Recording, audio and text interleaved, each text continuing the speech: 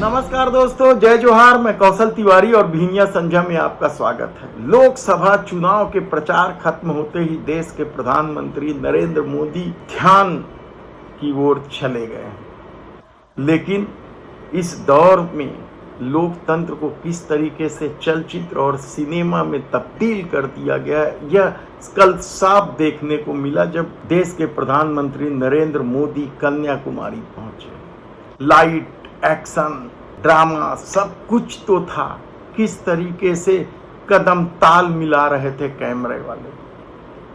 नरेंद्र मोदी के एक एक कदम को लेकर समूचा कैमरा किस तरीके से उत्साहित था, किस तरीके से एक एक तस्वीर ली जा रही थी और लाइव दिखाया जा रहा था। हालांकि ममता बनर्जी ने कहा है कि वे इसकी शिकायत चुनाव आयोग से करेंगे, लेकिन कपिल सिब्बल ने तो एक कदम आगे बढ़कर यह कह दिया कि जिस व्यक्ति ने विवेक खो दिया है उसके लिए ध्यान बेहद जरूरी है।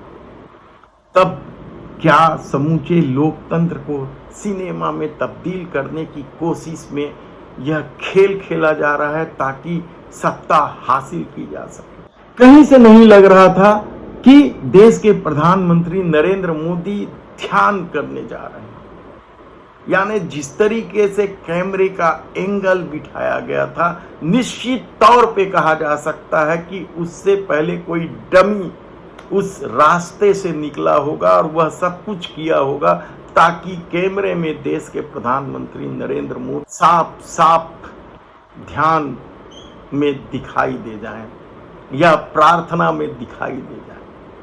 हालांकि पिछले बार भी वे केदारनाथ गए थे और वहां भी किस तरीके से लाइट, एक्शन, कैमरा का खेल हुआ था यह किसी से छिपा नहीं है। लेकिन इस दौर में यदि लोकतंत्र को ही सिनेमा में तब्दील करने की कोशिश की जा रही है, सिनेमा में एक फर्क है, वहां रिटेक होता है और सब अभिनेता को ही करना पड़ता है।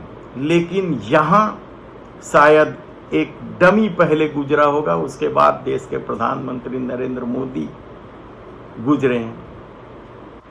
किस एंगल से कैसी तस्वीर आनी है इसका रिहर्सल क्या कई दिनों से चल रहा था।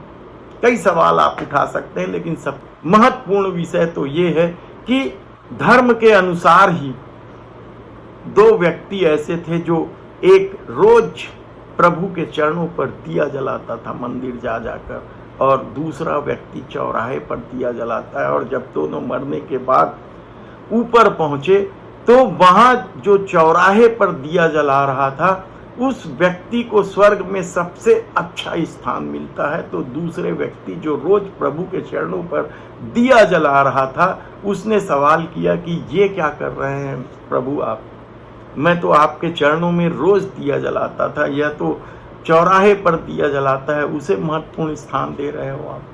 तब प्रभु ने कहा था कि तुम वहां दिया जला रहे थे जहां पहले से ही उजियारा था, और वह व्यक्ति उस चौराहे पर दिया जला रहा था जिसके चलते अंधेरा दूर हो रहा था, आने जाने वाले लोगों को उस रोशनी का फायदा मिल रहा था। तो यह कहानी इस संदर्भ में जोड़ भी ले तो भी कोई दिक्कत नहीं है, क्योंकि दिखावे के इस दौर में जिस तरीके से धर्म को सड़क पर ला दिया गया है उससे धर्म का ही अपमान हुआ और उसकी वजह से देश के प्रधानमंत्री स्वयं को परमात्मा का अंश, परमात्मा बताने लगे।